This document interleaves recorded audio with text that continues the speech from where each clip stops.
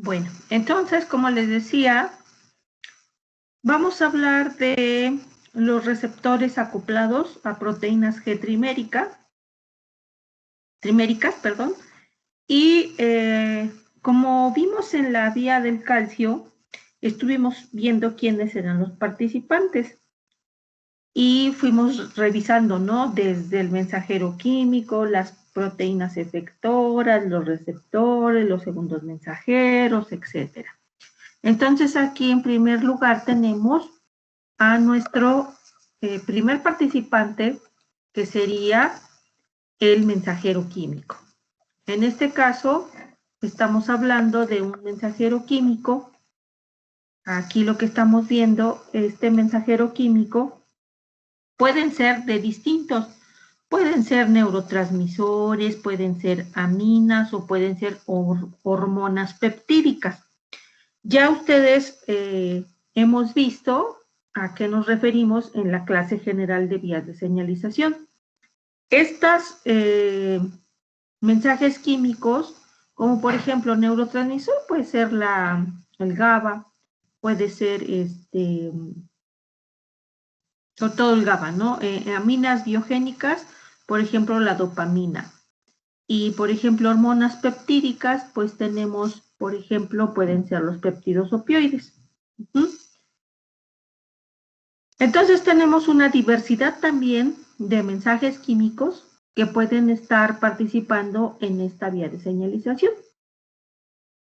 Luego, con respecto al receptor, el receptor, para abreviarlo, en inglés son los GPCR, que serían proteínas, son receptores acoplados a proteínas G trimérica. Esto es la abreviación en inglés. Bueno, estos receptores son proteínas de transmembrana, como ya hemos estado diciendo.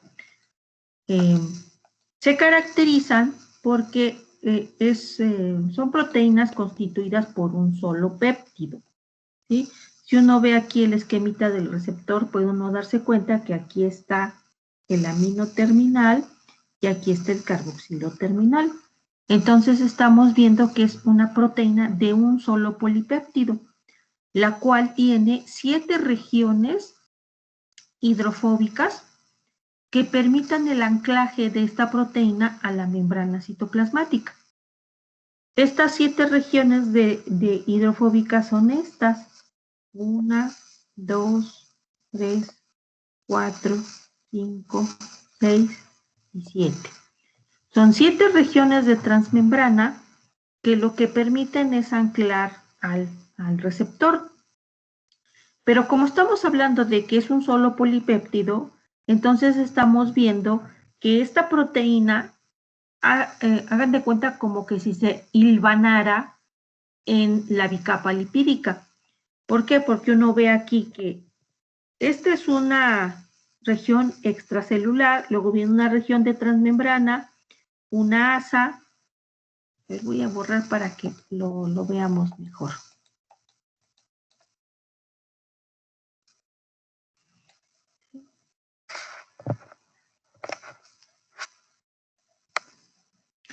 Tenemos aquí, viene el péptido y tenemos una región de transmembrana, una asa, una región de transmembrana, otra asa. Entonces, esto es como ir hilvanando, ¿no? Como que va entrando y saliendo, entrando y saliendo, entrando y saliendo, entrando y saliendo, incrustándose en la membrana citoplasmática. Entonces, podemos ver aquí como sería región de transmembrana, asa citoplasmática, región de transmembrana, asa extracelular, región de transmembrana, asa citoplasmática o citosólica, región de transmembrana, asa extracelular, región de transmembrana, asa citosólica, región de transmembrana, asa extracelular, región de transmembrana y ya la región carboxilo terminal. ¿Sí? Por lo tanto, entonces, igual que como mencionamos en las otras clases, pues este receptor tendría su dominio extracelular, que sería el dominio diurnal receptor, y que prácticamente está formado por estas asas extracelulares, que aquí están ilustradas como EL1, EL2 y EL3. Esas son las asas extracelulares. ¿Ok? Entonces aquí tendríamos estas asas extracelulares. Aquí serían la EL1, EL2 y EL3. Aparte tendríamos las regiones de transmembrana, que serían estas hélices de transmembrana. Estas regiones de transmembrana son hélices. La estructura secundaria de estas regiones hidrofóbicas estarían constituyendo unas hélices que estarían, como les digo, permitiendo el anclaje del receptor a la membrana. Y aparte entonces tendríamos también estas asas citosólicas, que serían esta que es pequeñita, IL1, luego viene otra IL2, IL3, y ya esta es la región carboxilo terminal. ¿Cuál es la función de estas asas citosólicas? La función es la de interaccionar con las proteínas G triméricas. Entonces, estos receptores de 7 pasos de transmembrana, así se le conocen, receptor de 7 pasos de transmembrana, obviamente está presente en la célula receptora y sería un receptor constituido por un solo polipéptido, el cual se va hilvanando en la bicapa lipídica por la presencia de 7 regiones fuertemente hidrofóbicas que permite que el receptor quede incrustado en esta bicapa lipídica. Por lo tanto, tendríamos que este receptor tiene los 3 dominios, el extracelular, en donde se une el receptor a través de estas asas, donde se une el ligando, perdón, a través de estas asas, las regiones de transmembrana y las asas citosólicas para interaccionar con la proteína G trimérica. Es toda una familia de receptores y pues obviamente hay especificidad del receptor con respecto al ligando. Puede haber receptores que tengan algunas diferencias particulares con respecto a la superficie extracelular. O sea, aquí sobre todo dentro de todos los miembros que forman parte de la familia de los receptores GPCR, todos estos receptores básicamente varían en su dominio extracelular y tiene que ver o está relacionado con el tipo de ligando al cual ellos reconocen. ¿Sí? Entonces, no va a ser el mismo receptor para acetilcolina que para GABA, que para dopamina o para algún peptidopioide. Va a haber especificidad y va a haber receptores de 7 pasos de transmembrana para cada uno de estos tipos de ligandos. ¿Sí?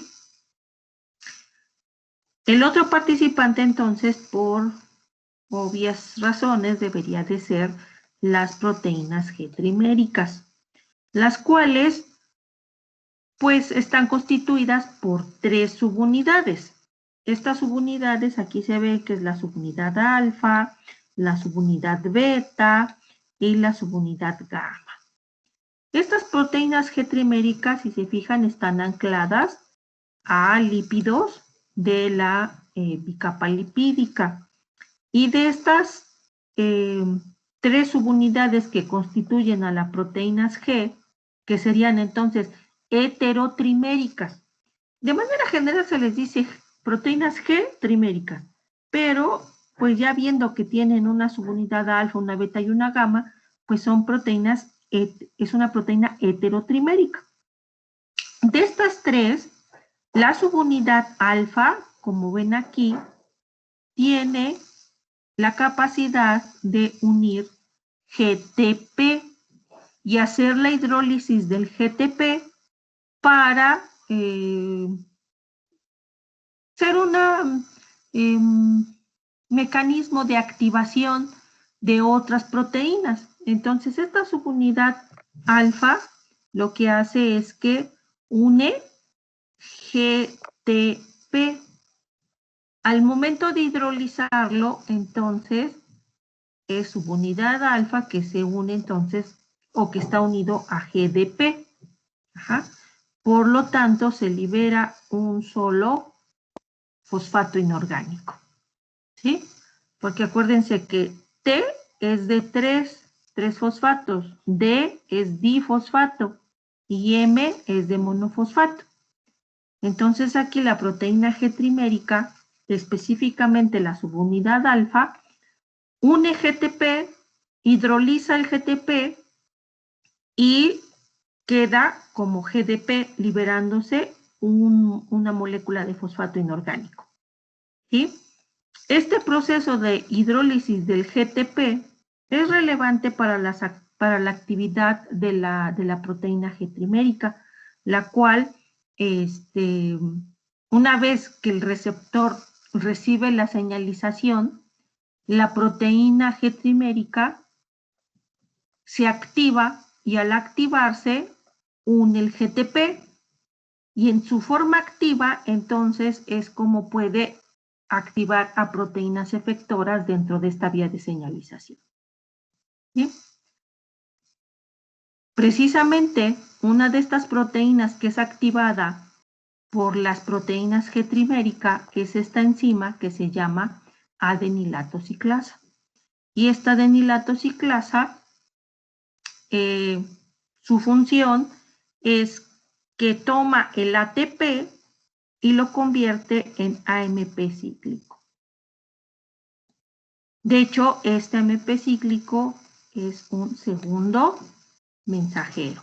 Así como veíamos del calcio, también en esta vía de señalización, entonces, el AMP cíclico es un segundo mensajero. Tiene la función de ser un segundo mensajero, ya que su concentración en el citoplasma es crucial para activar diversas vías de señalización. O sea, que aumente AMP cíclico, se controlan una gran cantidad de actividades en la célula, ya sea a nivel citoplasmático o también a nivel de control de la expresión genética. Entonces, así de manera muy general, estamos viendo aquí que un receptor de 7 pasos de transmembrana, que aquí lo estábamos viendo de manera plana, de manera bidimensional, pero en realidad no es que esté así estirado el receptor, sino que más bien un receptor de 7 pasos de transmembrana pues se ordena de esta manera, teniendo aquí su región extracelular, su región de transmembrana y sus asas citosólicas. Entonces, este receptor GPCR une un ligando, llega un ligando, se une al receptor, como ven aquí, y esto provocará que cuando llegue el ligando y se une al receptor, el receptor cambia la conformación. Esto provoca una activación de la proteína G trimérica, específicamente la subunidad alfa, la cual recambia el GDP por el GTP, y una vez que tiene GTP, se disocia de las subunidades beta-gamma, difunde y activa a la enzima adenilato ciclasa. Esta enzima adenilato ciclasa toma como sustrato al ATP y lo convierte en AMP cíclico, que es el que ya va a funcionar como segundo mensajero. Otro participante sería la proteincinasa A, la cual es dependiente de la concentración de AMP cíclico. ¿Esto qué quiere decir? Que cuando aumenta la concentración de AMP cíclico, la adenilato ciclasa la proteína sinasa A se activa, aquí vemos serían las subunidades catalíticas, las que se activan, y al ser una proteína con actividad de quinasa, lo que va a hacer es fosforilar a diversas proteínas río abajo. Precisamente, ¿a quién va a fosforilar? Pues fosforilará a factores transcripcionales, como puede ser el factor transcripcional CREB. ¿Sí? CREB es un factor transcripcional de la familia cierre de leucina. Si se acuerdan que veíamos los elementos en trans y que tenían motivos estructurales en su dominio de unión al DNA. Y aquí tenemos un motivo estructural que habíamos identificado como cierre de leucina, el cual,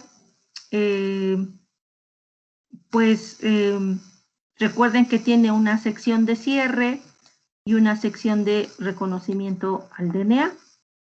Entonces, este factor transcripcional CREB es fosforilado por la proteína sinasa A, y una vez fosforilado, pues entonces podrá unirse a sus secuencias en cis, a sus secuencias de DNA, que precisamente estas secuencias se llaman CRE. Entonces, los nombres están muy relacionados. La proteína se llama CRE, porque es el factor de unión al elemento de respuesta a AMP cíclico.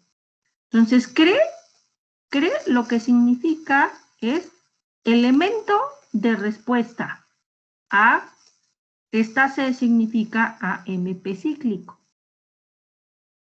Y esta B viene pues del inglés, que es binding. Entonces, por eso es el factor de unión. Binding significa unión al elemento de respuesta a AMP cíclico. Entonces, en la secuencia de DNA, por eso se llama CRE, porque es el elemento de respuesta a AMP cíclico. ¿Y por qué se llama así? Pues porque el segundo mensajero que se activó fue el AMP cíclico. Este elemento responde en relación a la concentración de AMP cíclico. La vía de señalización lo que hizo fue incrementar la concentración de AMP cíclico. Entonces, por eso, este elemento de respuesta está participando en la vía de señalización en la cual se aumenta la concentración de AMP cíclico. Bueno, esos serían los participantes. De hecho, ya avanzamos en platicar cómo se hace la vía de señalización. Vamos a ir detallando entonces esta vía de señalización, y sobre todo vamos a ver, por ejemplo, el funcionamiento de las proteínas G triméricas. Yo aquí les puse paso por paso qué cosa está sucediendo. Entonces, iríamos con un primer paso número 1, el cual tenemos acá. Paso número 1 sería que en un principio, en una condición, vamos a llamarla inicial, este receptor de 7 pasos de transmembrana no está interaccionando con la proteína G trimérica que aquí la vemos. Entonces, en esta condición tenemos el receptor en un estado conformacional inicial, y la proteína G trimérica, vean, pongan atención que en este estado la proteína G trimérica tiene GDP. Entonces, en esta situación, la proteína G trimérica está inactiva, ¿sí? O sea, no tiene función.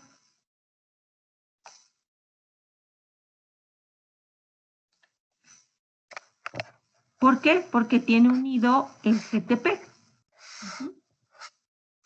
Entonces, el GDP. Entonces, esta es inactiva.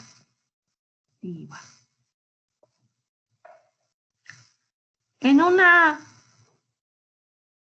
paso número 2, vemos que un mensaje químico, un ligando, que ya vimos que puede ser neuropéptidos, que pueden ser dopaminas, que pueden ser acetilcolina, etc. Llega y se une al receptor de 7 pasos de transmembrana. Esta interacción entre el ligando y el receptor de 7 pasos de transmembrana provoca el cambio conformacional en el receptor. Y bajo este cambio conformacional, pongan aquí como atención acá en estas asas citosólicas, pues cambian su conformación, de tal manera que ahora ya son afines a las proteínas G triméricas. Estas proteínas G triméricas, como están ahí cerquita, pues difunden y ahora entonces interaccionan con el receptor. Específicamente estamos viendo aquí que la subunidad alfa es la que está interaccionando con el receptor. Esta interacción entre el receptor subunidad alfa de la proteína G trimérica hacen que esta proteína, que esta subunidad cambie su conformación. Y al cambiar su conformación, ya no es afín al GDP, por lo tanto el GDP se sale. O sea, este sitio, como lo ven acá, es un sitio de unión al nucleótido. Recuerden que el GTP es un nucleótido. Bueno, pero aquí en su forma difosfato, cuando interacciona con el receptor, cambia la conformación y ya no es afín al GDP. Entonces, el GDP se desprende, se sale y este sitio queda vacío. ¿Para qué? Pues para que entre entonces el GTP. Entonces aquí podemos observar que en el paso número 4, ahora lo que se unió es el GTP a la subunidad alfa. ¿Esto qué va a favorecer? Pues la activación de la subunidad alfa. Y en este proceso de activación, la subunidad alfa GTP se disocia del dímero beta gamma y esta entonces subunidad alfa GTP podrá difundir para poder activar a la enzima efectora o a la proteína efectora. Una vez que la activa, se desencadena el proceso de hidrólisis del GTP.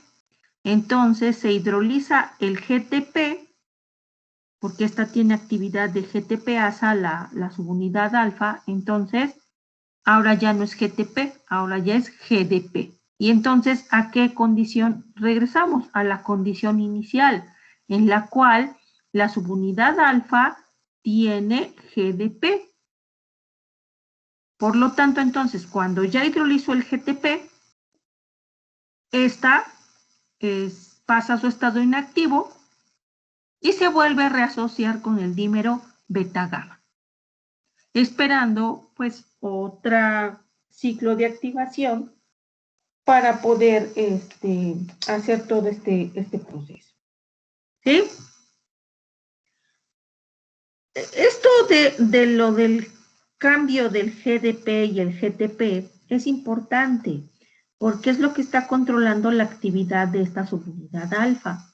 Y aquí lo que está sucediendo, y es muy importante, es un recambio del nucleótido. No es que aquí este GDP se fosforile y ya entonces sea GTP. No, es un recambio de nucleótido. Si tenía GDP, el GDP sale, se desprende y entonces recién puede entrar el GTP. Y una vez que ya se hidroliza, entonces ya queda en su forma GDP. Ahí sí hay un proceso en el cual este GDP, al ser hidrolizado, pues queda en su forma, este GTP, al ser hidrolizado, queda en su forma GDP. ¿Eso queda claro, chicos?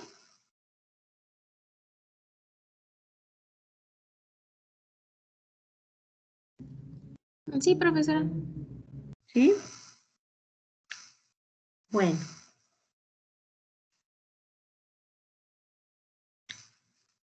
¿Y entonces qué va a pasar? Bueno, está un poco borrosa la imagen, no sé por qué salió así. Pero, ¿qué va a pasar después de que esta proteína G trimérica se active? Bueno, vemos acá, vamos viendo desde el primer paso, ¿no? Tenemos la llegada de los ligandos al receptor de 7 pasos de transmembrana. Esto traería como consecuencia la activación de la subunidad alfa de la proteína G trimérica, que va a difundir y llegar a activar, les decía yo, a la enzima adenilato ciclasa. Esta enzima adenilato ciclasa, una vez activa, toma ATP y lo convierte en AMP cíclico, aumentando considerablemente su concentración en el medio intracelular. Les recuerdo entonces que esta subunidad alfa tenía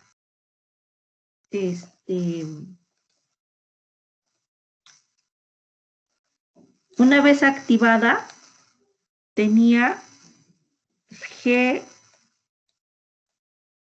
GTP, ¿sí? Pero una vez que activó a la adenilato ciclasa, entonces ya se activa su función de GTPasa y entonces se hidroliza el GTP y entonces ahora ya queda como GDP. Y entonces se disocia y regresa para asociarse al dímero beta gamma. ¿Sí? Pero mientras ya la adenilato ciclasa ya se activó, ya hizo la síntesis, o más bien la ciclación del AMP, del ATP, ya lo convirtió en AMP cíclico y este aumentó su concentración. Ahora, ¿qué va a pasar? Bueno, el AMP cíclico se va a unir a muchas proteínas, a una gran cantidad de proteínas para controlar su actividad.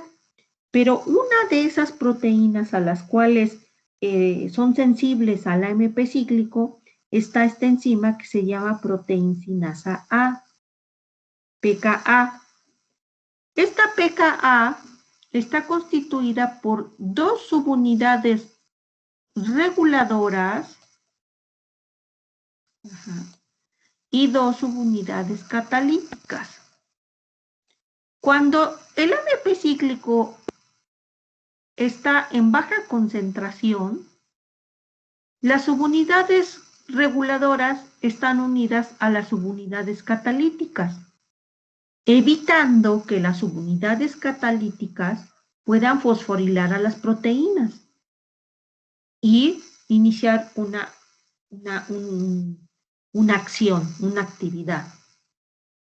Por lo tanto, la proteincinasa A solamente se va a activar cuando estas subunidades reguladoras se desprendan, se disocien y entonces liberen a las subunidades catalíticas.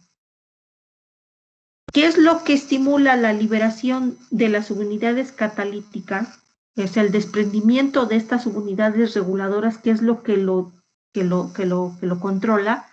Bueno, pues es que estas subunidades reguladoras tienen sitios de unión al AMP cíclico. Entonces aquí podemos ver que el AMP cíclico se une a las subunidades reguladoras de la proteincinasa A. Cambia su conformación y con este cambio conformacional, pues ya estas subunidades reguladoras ya no son afín a las subunidades catalíticas, por lo tanto, se liberan. Y estas subunidades catalíticas, por ejemplo, pueden ingresar al núcleo, pueden entrar al núcleo, y ahí en el núcleo encontrarán a los factores transcripcionales CREB. Aquí tenemos subunidad catalítica, la cual, como es una cinasa, proteincinasa A, toma ATP y cataliza reacciones de fosforilación. Estas proteincinasa A lo que va a hacer entonces es fosforilar al factor transcripcional CREB. Pero esto lo está haciendo ya en el núcleo. O sea, CREB ya estaba aquí en el núcleo. Proteincinasa A entró al núcleo y lo fosforiló. A diferencia de lo que vimos en la clase del día de ayer, los factores transcripcionales NFAT estaban aquí en el citoplasma y esos estaban fosforilados. Más bien había que defosforilarlos para que ingresaran al núcleo. Aquí no. Aquí el factor transcripcional ya está dentro del núcleo y la enzima lo que hace es fosforilarlo. Una vez fosforilado, entonces ya se puede unir a sus elementos de respuesta, a sus secuencias de DNA. Ya dijimos que CREB es una proteína de la familia Sierra de leucina que se une a los elementos de respuesta a AMP cíclico. Entonces aquí tendríamos ya CREB unido acá, fosforilado, asociado con otros reguladores transcripcionales como por ejemplo CBP300, CBP300 y que a su vez vincula la comunicación con la maquinaria basal para el encendido de los genes. ¿Qué genes son estos? ¿Cuáles son los que se activan? Bueno, pues básicamente estas vías de señalización también están implicadas en control de procesos como proliferación celular, diferenciación celular. De estos procesos así como generales y muy relevantes para la célula, pues son controlados a través de estas vías de señalización. Cuando estamos hablando de control de la expresión genética. Pero insisto, también esta proteincinasa A puede activar a muchas proteínas a nivel citoplasmático que tengan que ver con otros cambios en el comportamiento celular. Nosotros estamos viendo lo que sucede con respecto al núcleo, porque de eso se ha tratado nuestro curso. Ok, entonces, pues realmente no es muy complicado. Aquí está escrito paso por paso. Y haciendo relación con siete puntos que tendrían que llevarse a cabo para poder realizar esta comunicación celular. En el paso número 1 tendríamos la síntesis y secreción de, como vimos, puede ser neurotransmisora, aminas biogénicas, hormonas peptídicas por parte de la célula emisora. El punto número 2 sería el transporte de ese mensaje químico por un canal de comunicación. El 3 sería la unión de este mensajero químico a su sitio presente en las asas extracelulares del receptor de 7 pasos de transmembrana. Paso número 4, cambio en la conformación del receptor e interacción con las proteínas G triméricas. La activación de la subunidad alfa mediante el recambio del GDP por el GTP y disociación del dímero beta-gamma. Paso número 5, ya que está activada la subunidad alfa y tiene GTP, entonces esta activa a su vez a la adenilato ciclasa. Y esta toma el ATP y lo convierte en AMP cíclico. Que esto va a ser la activación de la proteincinasa A. Se liberan las subunidades catalíticas de la proteincinasa A, entran al núcleo, fosforilan a CREB y este ya se une a los elementos de respuesta AMP cíclico en los genes blancos. Este cambio en el estatus transcripcional trae como consecuencia que esta célula receptora cambia su comportamiento. ¿Sí? Todos los genes que tengan elementos de respuesta AMP cíclico pueden ser susceptibles de cambiar su estatus transcripcional por esta vía de señalización.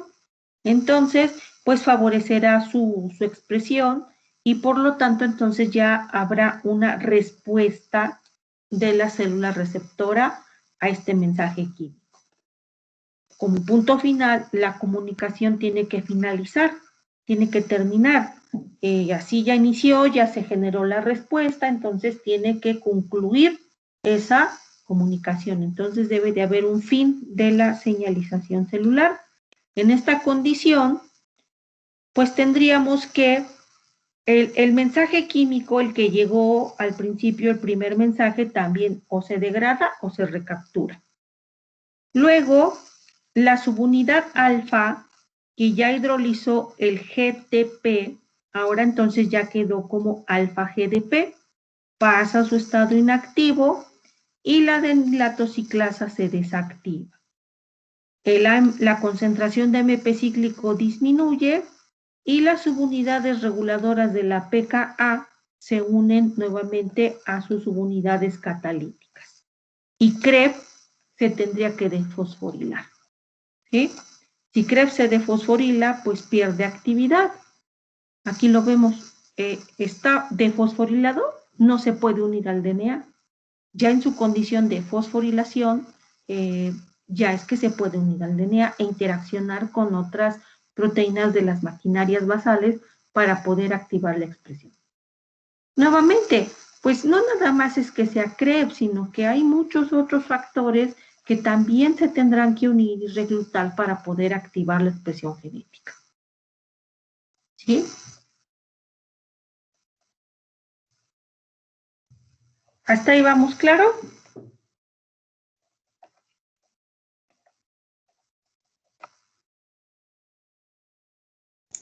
Sí, profa. Ok. Entonces, esta es una parte de qué puede suceder con estos receptores acoplados a proteínas G trimérica que tendrían que ver con la activación de adenilatociclasa, producción de MP cíclico, activación de proteincinasa A. Ese sería un mecanismo. Pero también puede ser que dependiendo del neurotransmisor o dependiendo del ligando que sea y del tipo de receptor también, bueno, todos son receptores de 7 pasos de transmembrana. Hablando de esta vía, estamos hablando de receptores de 7 pasos de transmembrana, pero ya les decía yo que hay variaciones con respecto a su dominio extracelular.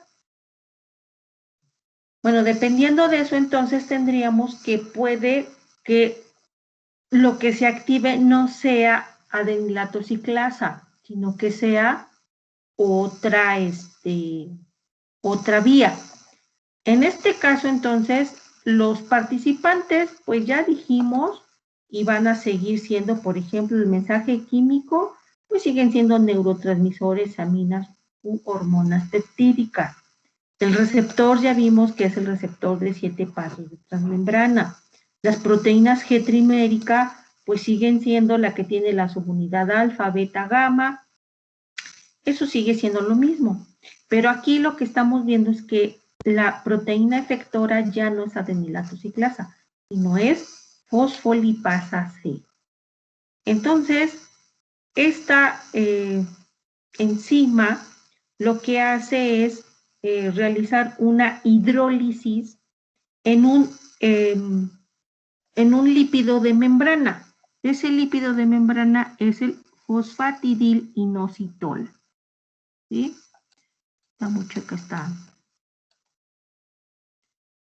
Entonces lo que hace es una hidrólisis de este lípido de membrana conocido como fosfatidilinositol. Al hidrolizarlo, lo va a romper en dos moléculas.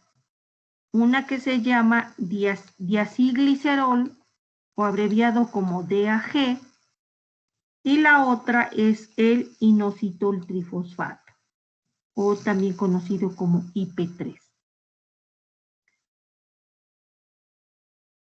Aquí se están produciendo dos moléculas, diacilglicerol e IP3.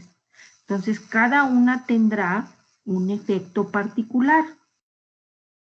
Por ejemplo, estamos viendo aquí en esta imagen así pequeña, pero que podemos ver cómo sería esta vía. Aquí tendríamos el ligando que se une al receptor de 7 pasos de transmembrana.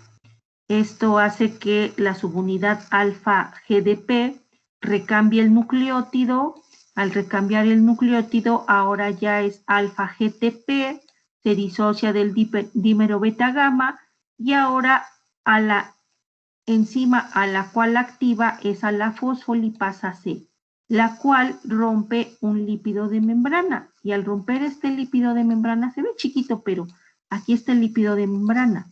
Este es el lípido de membrana que es hidrolizado por la fosfolipasa C. Se produce entonces diacilglicerol, que es esto que está acá, este pequeño que está acá, y este que es el IP3. El diacilglicerol, el DAG, lo que va a hacer es activar a otra sinasa, pero esta es la sinasa C, proteinsinasa C. Y esta a su vez, pues, irá hacia la activación de otras proteínas, como por ejemplo unas camquinasas. Y esas camquinasas tendrán que ver con cascadas de fosforilación que van a converger en la fosforilación de factores transcripcionales. Eso es el diacilglicerol. Pero el IP3 lo que va a hacer es difundir, como ven acá, y se va a unir a canales de calcio. Pero estos canales de calcio, ¿en dónde están? Están en el retículo endoplásmico liso. Estos canales son canales de unión a IP3, son canales de calcio. Entonces, este es un ligando que se une al canal de calcio y que, como ya vimos, pasa de su estado conformacional cerrado a su estado conformacional abierto, liberando calcio hacia el citoplasma. Este calcio es un almacén, este calcio está almacenado ahí en el retículo, entonces estamos hablando de un almacén interno de calcio. ¿Y qué pasaba cuando el calcio aumentaba su concentración?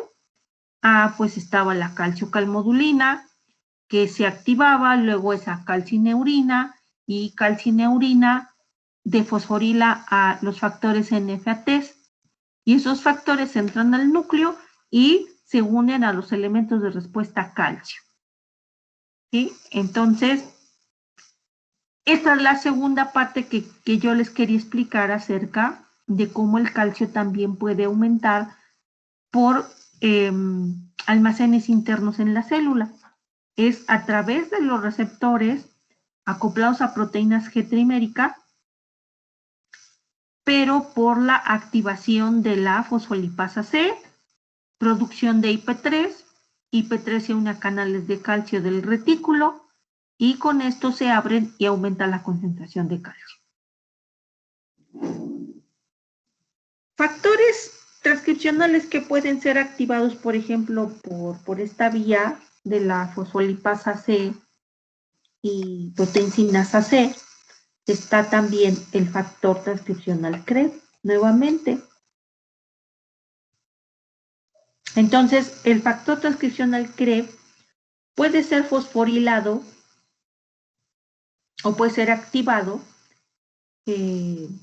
por diferentes sinasas. Nada más que aquí nos preguntaremos, bueno, pero ¿y entonces cómo va a funcionar? Si puede ser fosforilado por ambas, entonces ¿qué caso tiene que haya dos? Bueno, lo que pasa es que este factor transcripcional tiene unos sitios de fosforilación, serinas y trioninas. Diversos sitios de fosforilación. Ahora bien, dependiendo de qué aminoácido es el que se fosforile, es lo que va a dar pauta a que se interacciona con unas proteínas o interacciona con otras proteínas. Por lo tanto, proteinsinasa A fosforilará a CREB en ciertos aminoácidos, que no van a ser los mismos aminoácidos que se fosforilen si la proteína que lo hace es proteinsinasa C. Entonces va a haber diferencia entre qué aminoácidos de la proteína CREB son fosforilados. Y dependiendo de eso, pues CREB podrá interaccionar con maquinarias transcripcionales y entonces controlar esa tonicidad en la transcripción y tener un efecto diferencial en la expresión genética. Vemos un ejemplo, un esquemita. Aquí por pasos. ya podemos ver acá cuando la molécula señal llega, se une al receptor de 7 pasos de transmembrana, se cambia la conformación. Este cambio conformacional hace que la proteína G trimérica recambie el nucleótido. Aquí ponemos, vamos a ponerlo al revés. Recambia el nucleótido, o sea, lo que sale es el GDP y lo que entra es el GTP. Esta subunidad alfa GTP difunde y activa a fosfolipasa C. Esta fosfolipasa C hidroliza al fosfatidilinositol, que es el fosfolípido de membrana, lo hidroliza y entonces se genera diacilglicerol por un lado e IP3 por otro. Cada uno tendrá su participación. El diacilglicerol irá a activar a la proteincinasa C, que posteriormente tiene que ver con la activación de CAMP quinasas. Mientras que el IP3 difundirá y se unirá a estos canales de unión a IP3, que son canales de calcio y que pasan de cerrado a abierto, saliendo el calcio y aumentando la concentración. De hecho, como pueden ver, también el calcio también está implicado en la activación de fosfolipasa C, así como también la otra vía de las calciocalmodulinas, calcineurinas y NFATs.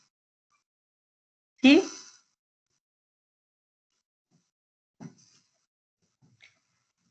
Aquí se los voy poniendo punto por punto. Y los 3 primeros, pues ya los vimos, más bien los 4 primeros ya los vimos, que es lo del mensaje químico, el transporte, la unión, el cambio conformacional y la activación de la proteína G trimérica, específicamente la subunidad alfa. Ahora, ¿qué va a pasar entonces aquí ya para este caso especial, para esta vía de señalización? Tendríamos que, para hacer la transducción de la señal, entonces aquí lo que se va a activar es fosfolipasa C. Esta rompe al lípido de membrana y produce el DAG y el IP3. DAG activa a PKC, que es proteincinasa C. Y esta puede activar las vías de las CAMP quinasas. Ajá. No, perdón. Esta activa al factor transcripcional CREB. O también, por ejemplo, tendríamos el otro segundo mensajero, como sería el IP3, que lo que va a hacer es aperturar los canales de calcio del retículo endoplásmico para la salida de calcio. Y este calcio puede activar la vía de las CAMP quinasas o la vía de las calciocalmodulinas o calcineurinas, pero que también fosforilarán a la proteína CREB. Entonces, como les decía yo, dependiendo de quién fosforile a CREB, a este factor transcripcional, es el aminoácido que va a quedar fosforilado. Ajá. No es lo mismo que lo fosforile PKA o PKC o las campinasas. No es lo mismo. Los fosforilarán, lo van a fosforilar en diferentes aminoácidos y eso traerá pues diferencias en la interacción de CREB con los otros factores transcripcionales. Bueno, entonces esto cambia el estatus de comportamiento de la célula y se genera una respuesta. Por lo tanto, entonces, en algún momento tiene que terminar la señalización y sería pues lo mismo que en la anterior, que tendría que degradarse el neurotransmisor o el mensaje químico, se tendría que llevar a cabo la inactivación de la PKC, el cerrado de los canales de calcio que abrió IP3 y tendría que haber una defosforilación de la proteína CRE. Con eso terminaría la vía de señalización. Por lo tanto, entonces vemos que en una célula, pues no es que nada más tenga una sola vía de comunicación, un solo tipo de receptor. No, en una célula tiene varios canales, tipos de canales, receptores. Es más, la membrana citoplasmática tiene un ordenamiento también. No es que los receptores estén distribuidos así como de manera homogénea, sino que se ha determinado que hay una distribución por parches. Hay zonas de membrana citoplasmática enriquecida con ciertos receptores. Entonces aquí, por ejemplo, podemos ver en una membrana, en una célula, que aquí, por ejemplo, tenemos GPCRs, que son receptores de 7 pasos de transmembrana. Ajá. Aquí podemos ver un transportador de glucosa.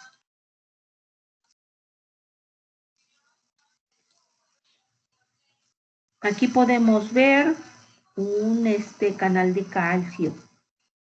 Aquí podemos ver un receptor con actividad de tirosina quinasa. ¿Sí? Y entonces vemos que las vías de señalización también van interconectándose entre ellas. ¿Para qué? Pues para que la célula pueda responder de manera adecuada. Y entonces tenemos, por ejemplo, que muchas van a llegar hacia la fosforilación del factor transcripcional CREB, que está unido al elemento de respuesta a AMP cíclico. ¿Para qué? Para controlar la expresión genética. Y aquí podemos ver que realmente hay varias proteínas que están interaccionando con CREB. ¿Y para qué tener tantas vías de señalización? Pues como les decía yo, o sea, no todos los genes van a tener las mismas combinatorias, entonces el estatus de fosforilación de CREB para interaccionar con las otras proteínas resultaría importante para determinar esta actividad. ¿Sí? Entonces vamos repasando. Vimos el receptor de 7 pasos de transmembrana que se activaba y la subunidad alfa activaba adenilato ciclasa. Adenilato ciclasa toma ATP, lo convierte a AMP cíclico y este AMP cíclico activa la proteincinasa A, la cual ingresa al núcleo y fosforila a CREB. Esa sería una forma. ¿Sí? Otra forma, ¿cuál es? Bueno, otra forma podría ser que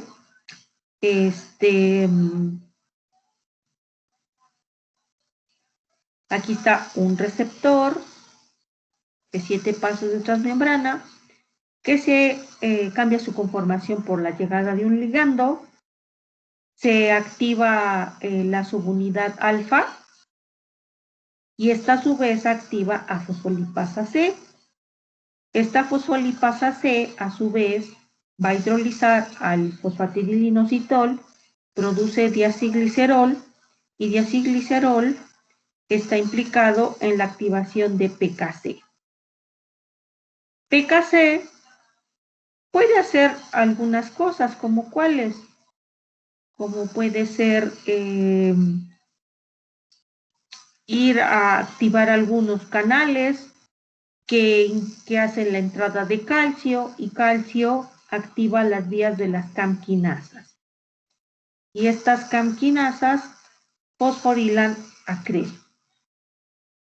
Pero también estaba que fosfolipasa C producía IP3 y este IP3 se une a los canales de calcio del retículo endoplásmico liso. Se abren y se libera calcio. Y al liberarse calcio también activa, por ejemplo, las a la vía de las camquinasas. Y estas camquinasas, fosforilación a CRE. Estas camquinasas también vemos que pueden ser activadas directamente por la entrada del calcio extracelular. Aquí vemos canal de calcio, se apertura el canal, se aumenta el calcio, se activa la vía de las camquinasas y fosforilación a CRE. Hay otras más, pero estas no las hemos visto, que serían lo de los receptores con actividad de enzima, tirosina quinasa.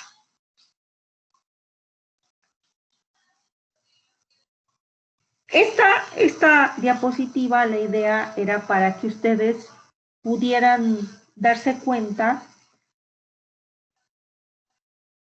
que no nada más el núcleo tiene esta cuestión de ordenamiento y esta cuestión de tener todo posicionado y relacionado, sino que también el citoplasma, en sí la célula, todo está perfectamente bien ubicado. Por ejemplo, desde la posición de los receptores. Los receptores, como les decía yo, no es que estén ahí navegando como barcos sin timón. Sabemos que las membranas, que las bicapas lipídicas son mosaicos fluidos y que las proteínas pueden difundir, ¿sí? Pero en realidad no es que las proteínas anden ahí flotando a la deriva, sin dirección alguna. No, la membrana citoplasmática tiene una ordenación, tiene una estructuración. Hay regiones de la membrana que están enriquecidas con cierto tipo de receptores. Otras zonas estarán enriquecidas con otro tipo de receptores. Entonces, ¿eso qué significa? Que el citoplasma también tiene que estar ordenado. Sabemos que aquí hay citoesqueleto, ¿no? O sea, esto no está aguado, sino que aquí hay fibras de citoesqueleto, ¿no? No es la gelatina que siempre pensamos de las células, ¿no? Es como una gelatina. Pues no es cierto. También aquí hay una estructuración. Y si aquí están enriquecidos estos receptores, significa que las proteínas que están participando en esta transducción de la información tendrían también que estar ahí cerca. Tampoco es posible pensar que todas estas que estamos viendo acá, como PKC, como PKA, camquinasas, las mismas proteínas G triméricas, los factores que estaban aquí en el citoplasma, como pueden ser los NFAT, no es que estén ahí flotando en el citoplasma, sino tienen que estar ahí puestos cerca de los receptores para que puedan interaccionar, puedan activarse, pueda hacerse la vía de transducción, la activación así en relevo de cada una de ellas, para que entonces no se pierda tiempo. Si no, imagínense que PK anda difundiendo por ahí, vagando en el citoplasma, pues de aquí a que la activen va a pasar mucho tiempo. Entonces debe de haber una ordenación dentro del citoplasma y posicionamiento y ubicación también de las proteínas que participan en la vía de señalización. Eso es muy importante porque pues realmente entonces pues nos vamos haciendo la idea de que la célula tiene pues esa como premisa también fundamental, aparte del gasto de energía, pues también sería su ordenamiento, el cual no es estático, el cual es dinámico. Puede irse adecuando a las condiciones. ¿Sí? ¿Alguna duda? de esta vía de señalización. Obviamente es un ejemplo.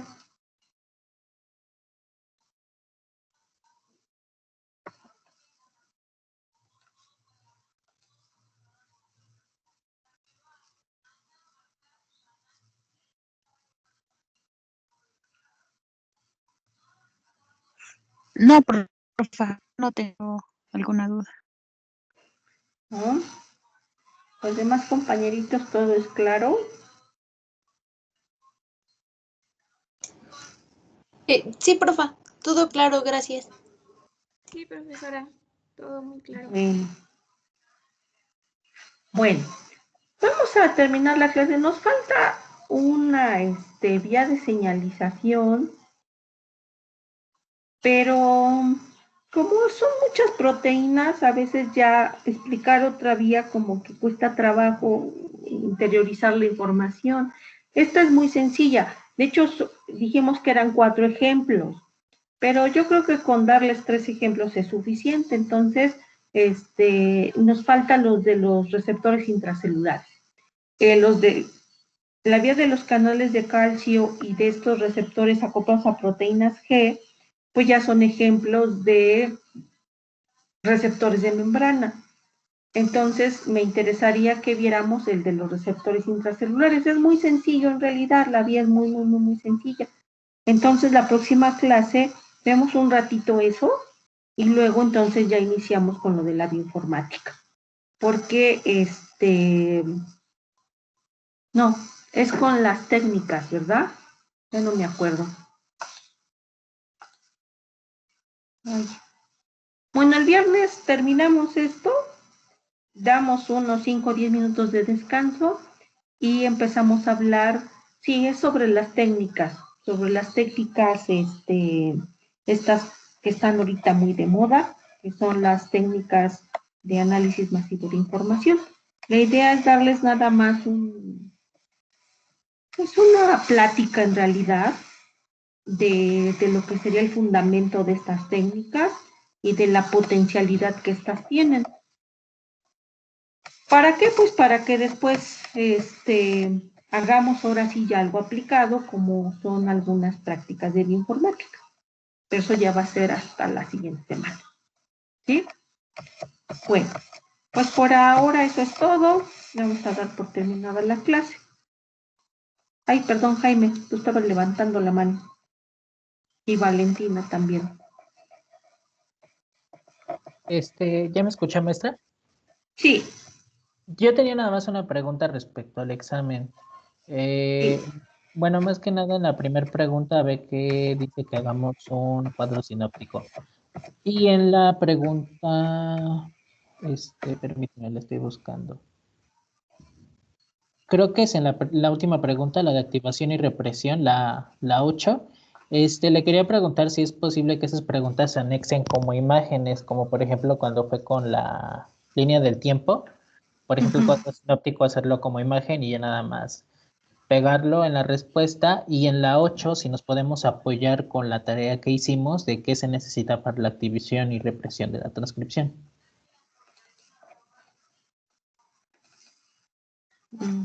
A ver, déjame revisar el examen. Sí.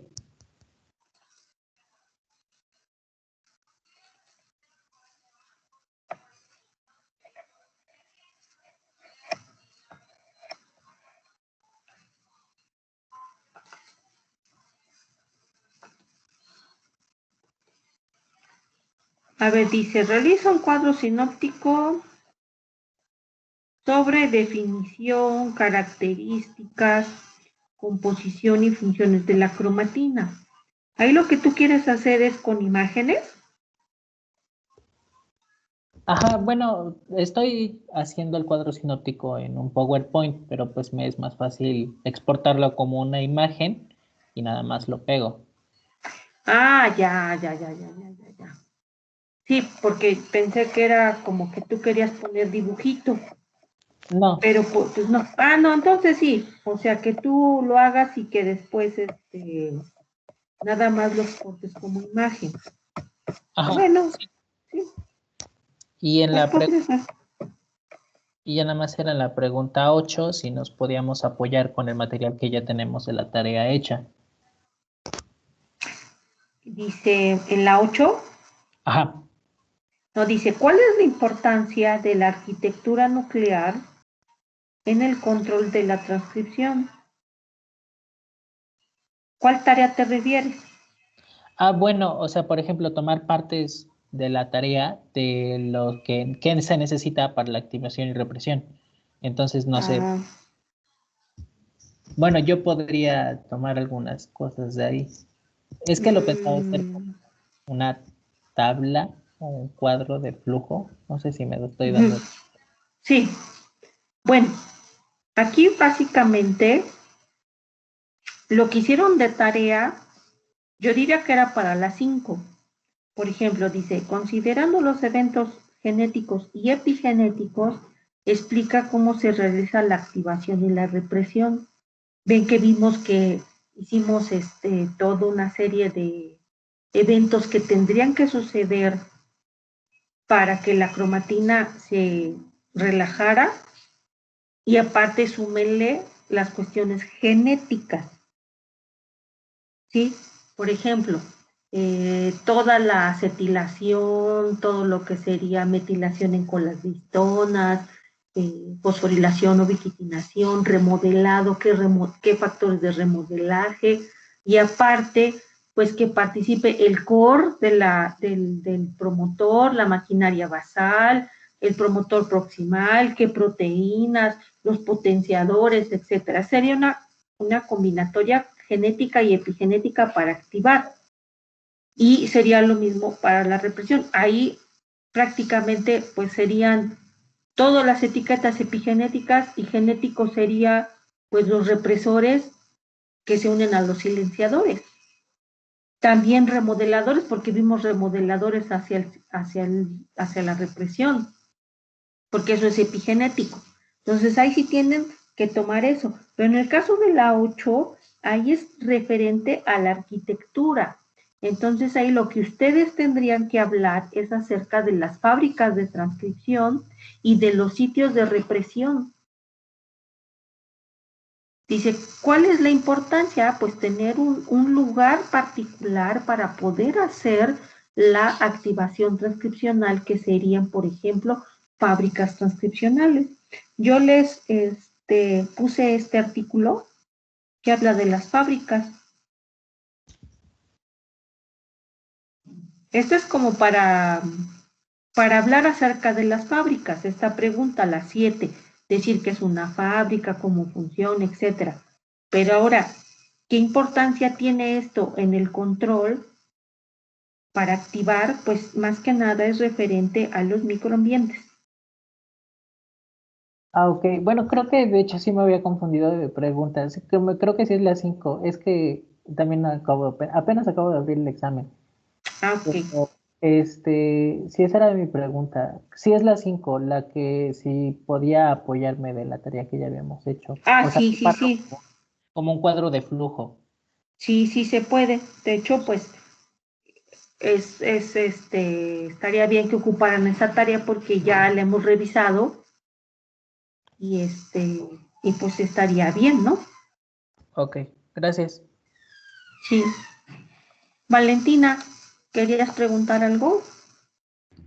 Sí, en la pregunta 3, en la tabla, como que me confundió mucho en el apartado que dice molécula que se incorpora. Es que Ajá. yo lo relacioné, por ejemplo, cuando se incorpora el acetil, bueno, se etiqueta el acetil con la lisina, sería N-acetilicina. ¿O habla usted de la molécula cuál era la molécula base, algo así, que provee la acetilicina? No, la molécula que se incorpora se refiere precisamente al grupo funcional. Por ejemplo, estamos hablando de acetilación, pues lo que se incorpora es un grupo acetilo y hay una fórmula química. Si ustedes ponen ahí en el Google acetil o ponen metilo, pues el metilo es el CH3, ¿no? Ah, ya, sí. La fosforilación, pues me van a poner un pues el símbolo del fosfato, ¿no? El P, fosfato. Pueden, me estaría bueno que pusieran así como acetilo y su fórmula química, o metilo y pongan CH3, grupo fosfato y una P, ubiquitinación, pues ahí pongan, ahí sí tendrían que buscar la proteína ubiquitina, que son de unos 30 y tantos aminoácidos, por ejemplo. ¿Sí? Metilación del DNA, pues el CH3. Ahora aquí, secuencia, aminoácido, secuencia de DNA que se modifica. ¿Se acuerdan que también les puse una tarea que ustedes buscaran todas las que se acetilan en el código de histonas? Veíamos y les dejé de tarea que buscaran quiénes son las que se acetilan, quiénes son las que se fosforilan, quiénes son las que se metilan, y eso iría acá. Aquí tendrían que poner todas las lisinas de la H2A, todas las lisinas del H2B, todas las lisinas del H3 y del H4. Pero conforme vimos que era el código, o sea, poner, por ejemplo, pues voy a utilizar aquí esto que puedo escribir acá. Por ejemplo, poner H3, lisina 9, acetilación. Y ahí, todas las de la H3, del H4, lisina, no sé, 5, acetilación. Y poner todas las que se acetilan. Y así tendrían que poner para metilación, para fosforilación, ubiquitinación. Aquí metilación del DNA, pues ya saben que ahí no son aminoácidos, ahí son islas CPG. ¿Sí, Valentina? Sí, sí, ya quedó, profesora. Muchas gracias. Diana, también vi que tenía levantada la mano, o ya no.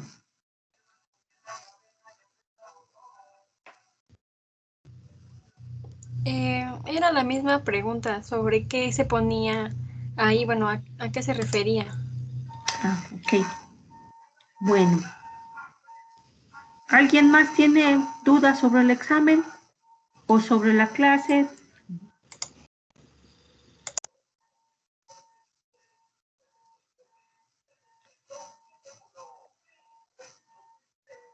A mí me gustaría mucho que para contestarlo, sobre todo utilizaran los artículos que yo les he puesto en su plataforma. Ahí tienen, por ejemplo, en epigenética tienen como unos 10 artículos, por ejemplo, más los que yo les subí como material complementario para contestar su examen, como sería para lo de la PCR, para la inmunoprecipitación de la cromatina, o PCR para DNA metilado. Eso sí se los adjunté específicamente para el examen. Pero para contestar las otras, apóyense mucho en esos artículos. Ahí está muy claro y pueden poner sus referencias. ¿Sí? Bueno, pues si no hay ya más dudas, pues entonces vamos a tener la grabación y